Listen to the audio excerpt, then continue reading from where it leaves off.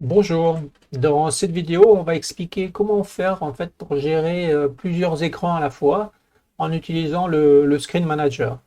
Alors, je vais vous montrer deux applications. Alors, je vais commencer par le résultat. Ici, une application qui est vraiment simple. J'ai deux écrans et je suis en train de basculer de l'un à l'autre quand j'appuie ici sur le bouton. Donc ici, j'ai un premier écran avec un label dans lequel c'est écrit écran 1 et ici un bouton et quand je vais cliquer sur ce bouton, eh bien je bascule en fait sur un deuxième écran. C'est à savoir que ma fenêtre ici contient des écrans, donc soit le premier soit le deuxième.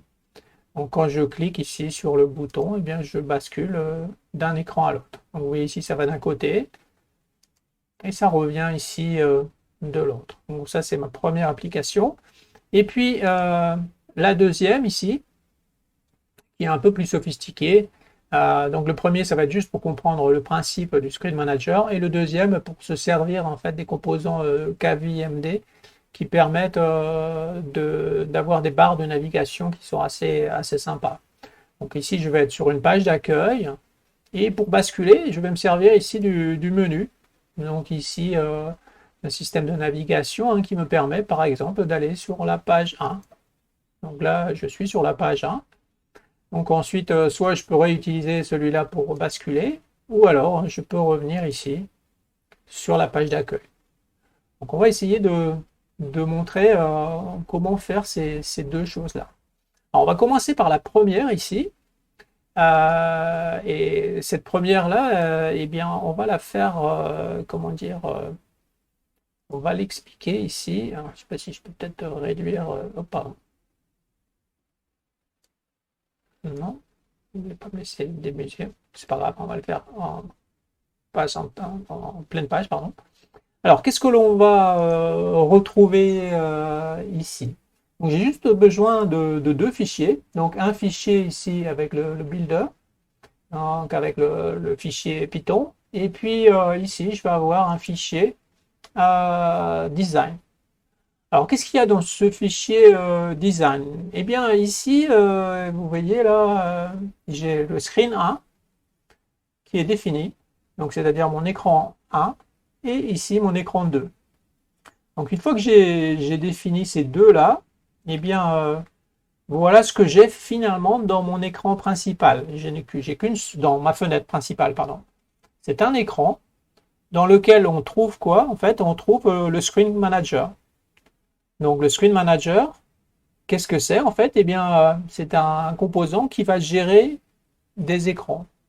Donc, ce Screen Manager, il a un identifiant, Screen Manager, et il est composé de deux écrans, Screen 1 et Screen 2. Donc, Screen 1 et Screen 2, on les a définis ici en haut. Donc, Screen 1, c'est quoi? C'est un écran, je lui ai donné un nom. Ça, c'est important en fait, pour faire la transition, ils ont besoin d'un nom. On ne peut pas confondre les noms et les identifiants. Les identifiants, ce sont des variables et les noms, ce sont des chaînes de caractères.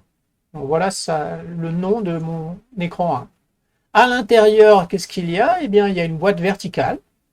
Et dans cette boîte verticale, il y a juste deux composants. Il y a un label pour écrire écran 1 et en dessous, une float layout là, pour pouvoir positionner comme il faut en fait mon bouton qui me permet de basculer. Donc ici, pour basculer, vous voyez, c'est app. Donc ça va être dans la classe application en fait, qu'il y a une fonction qui s'appelle vert écran et je lui passe en paramètre écran 2. Écran 2, c'est quoi? Eh bien, c'est le nom de mon deuxième écran. Donc le nom du premier écran, écran 1, le nom du deuxième, écran 2. Voilà. Et donc le deuxième, il est exactement fait de la même façon. J'ai juste mis des couleurs différentes pour que l'on puisse s'y repérer. Donc je définis ici screen 1, je définis screen 2, ça c'est une chose. Et ici, une fois qu'ils sont définis, ils sont à utiliser. Vous voyez ici, c'est entre signe inférieur supérieur là. Et ici, non, c'est directement le nom en majuscule. Je regarde maintenant ce qu'il y a dans le fichier Python, eh bien, il y a des classes en fait qui correspondent à screen 1, screen 2, hein, sinon je ne pourrais pas les définir. Hein. Pour pouvoir avoir cette première ligne ou la ligne 21 ici, eh bien, il me faut justement avoir créé ces classes, même si je ne fais rien avec. Vous voyez, je fais juste de pass ici avec. Donc elles dépendent elles vont hériter en fait de screen. Et puis je me retrouve ici avec ma classe d'application. Et dans cette classe d'application, eh bien, qu'est-ce qu'il y a ici? Il y a le build, toujours avec la même chose. Et il y a cette fonction vert écran. Et cette fonction vert écran, eh bien, c'est elle en fait qui va me faire basculer de l'un à l'autre. Alors, comment faire? Eh bien, ici, je vais aller changer l'écran courant. Donc ici, pour y accéder, hein, rappelez-vous ici, le Screen Manager, il avait un identifiant. Donc c'est cet identifiant-là que je vais utiliser ici. Donc là, j'ai quoi? J'ai Self Root Hits et je me retrouve donc avec Screen Manager. Et pour ce Screen Manager, je lui dis en fait quel est l'écran courant. Et l'écran courant, c'est écran, c'est-à-dire ce que j'ai passé comme paramètre à ma variable ici, à savoir soit écran 2, soit écran 1. Donc ici, qu'est-ce qu'il me reste à faire? J'ai juste, je pouvais me contenter juste de cette chose-là, hein. Mais pour que la transition soit différente, eh bien ici, je veux dire que si c'est l'écran 1, eh bien je vais vers la droite, et sinon, en fait, je vais vers la gauche. Donc ça donnera un effet un peu plus naturel, je trouve, dans les transitions. Sinon, on va toujours vers la droite, par exemple, ça fait un peu bizarre. Donc voilà comment procéder. Donc je vais montrer à nouveau donc comment ça se passe, hein. Donc ici j'ai le screen 1. Donc je vais montrer peut-être ici avec ce fichier-là, ce sera peut-être mieux.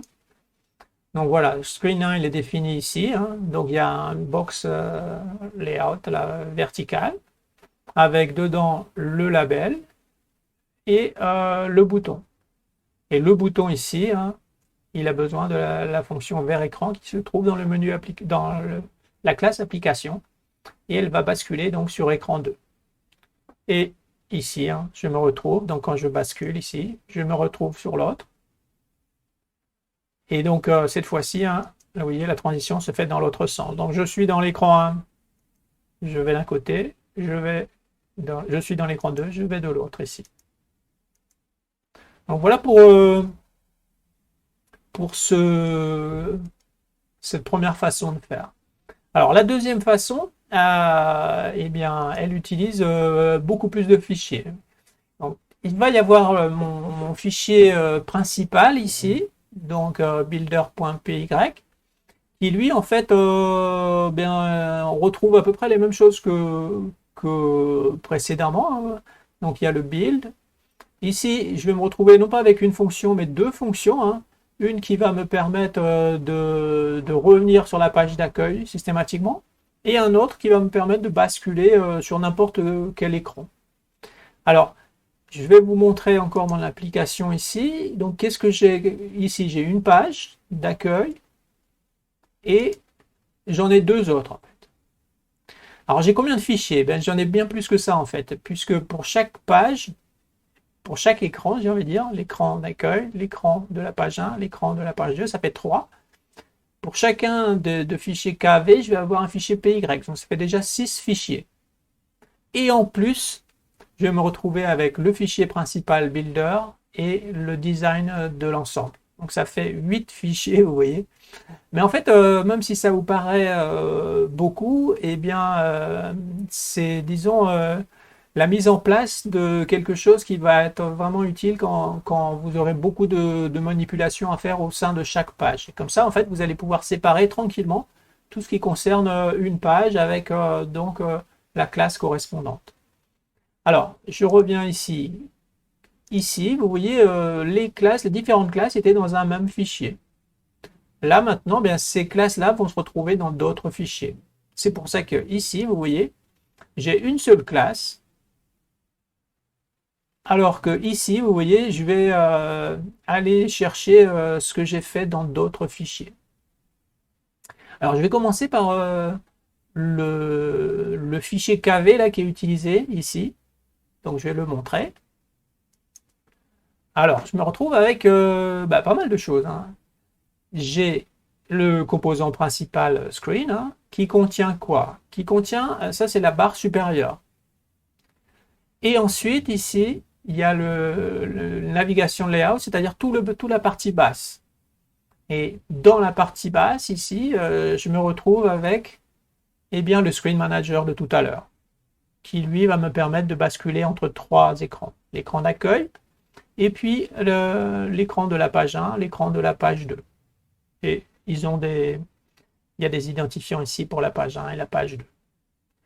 Ici, il y a quelque chose qui est assez compliqué, je trouve, à maîtriser. Je ne vais pas rentrer dans le détail ici. En fait, c'est comment faire pour gérer justement la place qui nous reste. À savoir qu'il y avait la place verticale, par exemple, de la hauteur principale de toute l'application qui est ici. Et je lui enlève la hauteur ici de la barre du haut pour avoir juste comme ça la hauteur pour remplir avec mes écrans d'accueil, etc. Donc je vous montre ici. Donc là, je vais revenir ici, vous voyez. Donc là, il y a cette place-là, c'est le toolbar, hein. Donc il faut que j'enlève cette hauteur-là à la hauteur de toute l'application pour avoir juste la hauteur des écrans ici. Bon, du moins de l'écran d'accueil dans un premier temps. Donc c'est pour ça qu'on fait ces calculs-là ici. Voilà. Ensuite ici, navigation drawer, c'est ici toute la partie, ici quand je clique là-dessus, là, j'ai cette partie de navigation ici. Donc elle a un identifiant, et size X en fait c'est pour le mettre à 1/3 de la, comment dire, de la largeur de l'application.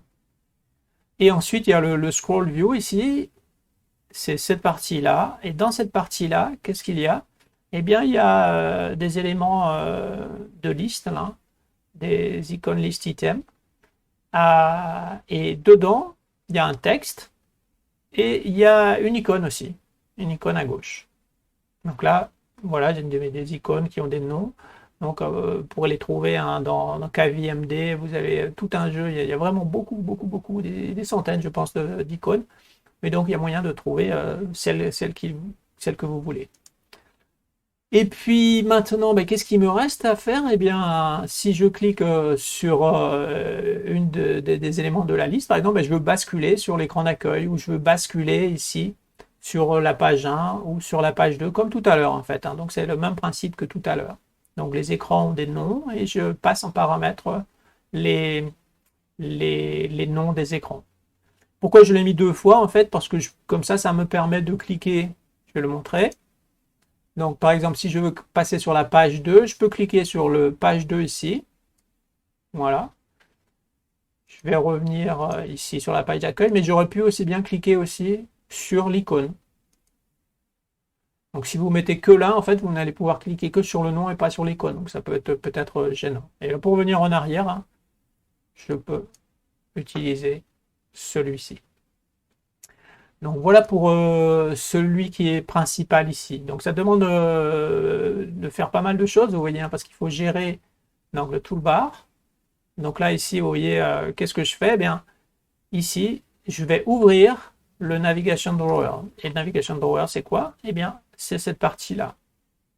Donc quand je clique sur le bouton, il ouvre ça. Bien. Maintenant, qu'est-ce qu'il y a d'autre? Il y a encore beaucoup de choses à montrer. Hein. Donc ici, il y a le fichier qui correspond à ma page d'accueil. Donc il a une classe, évidemment, hein, comme tout à l'heure. Alors il n'y a pas grand-chose dedans, il y a juste des choses que j'ai mis par défaut. Je vais vous montrer un petit peu à quoi ça correspond. Donc ce fichier, il va aller charger le fichier KV que je vais vous montrer maintenant. Donc dedans, je définis ce qu'il y a sur mon écran de ma page d'accueil. Donc, je vais vous le montrer pour que vous puissiez suivre. C'est ça, en fait. Hein, c'est juste cette partie-là. Donc, vous voyez que l'écran de la page d'accueil ne contient pas le menu. La barre du haut, pardon. Puisque la barre du haut, elle est déjà définie par-dessus. Donc, les écrans maintenant, page 1 screen, page 2 screen et accueil screen, c'est juste la partie ici qui est là. Tout ce qui est plus bas que le menu. Puisque Comme ça me permet de ne pas le définir 3 fois ou 4 fois mes menus du haut.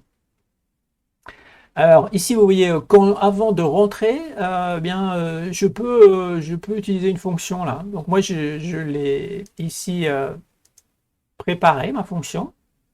Donc qu'est-ce qu'elle fait? Eh bien, elle va juste passer en paramètre le nom de l'appli en fait. Comme ça, je peux garder ça comme variable et ça peut vous servir si vous avez besoin de faire quelque chose en dehors de l'écran. Par exemple, vous êtes sur un écran et vous voulez modifier un composant d'un autre écran. Et bien, comme ça, vous avez référence à l'appli et de là, vous pouvez tout faire.